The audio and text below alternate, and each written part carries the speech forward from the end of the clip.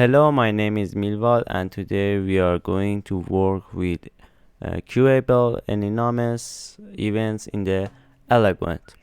Last video, we are talking about the events in the Eloquent. I didn't upload yet, but when you watch this lecture, you probably watch the events in the Eloquent lecture. So you can, if you want to use queue in the events, for example, when, for example, a model created, you need to, for example, send an email for admin user in your application, and for send email is a little long process. For example, 4 seconds for send email, and when you want to need to use a queue, you can use a queueable anonymous event. So it's in the events using closures section, and here you can use a queueable function that exists in the Illuminate and events. For more information, you can click here and go to events and queueable anonymous events listeners.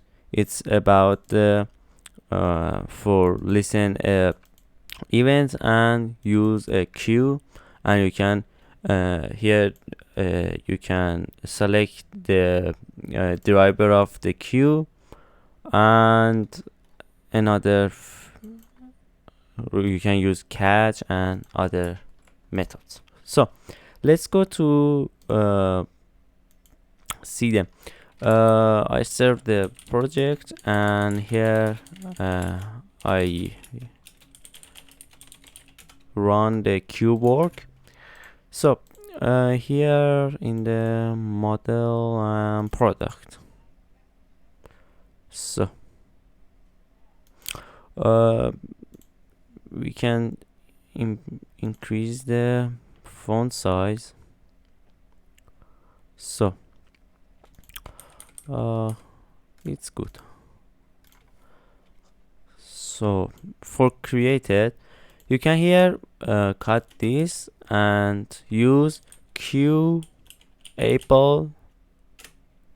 and here you can pass a closure in the queueable. So let's open the queueable. You can see it's exists in the events, and here use the queue closure, and you can read the source code and for more information, for example, resolve and dispatch and another things. So it's a queueable, and just this you can use queueable, and it automatically move this action to queue and run in the background. And let's refresh here. Let's see in the web.php. Yes, it's create. So here refresh, and for log it's probably let's remove it, and don't need save delete. So refresh again, and you can see the log is successfully created, and it is this process, for example, add a log, is this process automatically move in the background, and that is a queueable anonymous events. So for import, you can use a function to use a queueable helper here, or function, and that's this. I hope this video is helpful for you, and if you have any question, you can send email or add a comment under the video in the YouTube.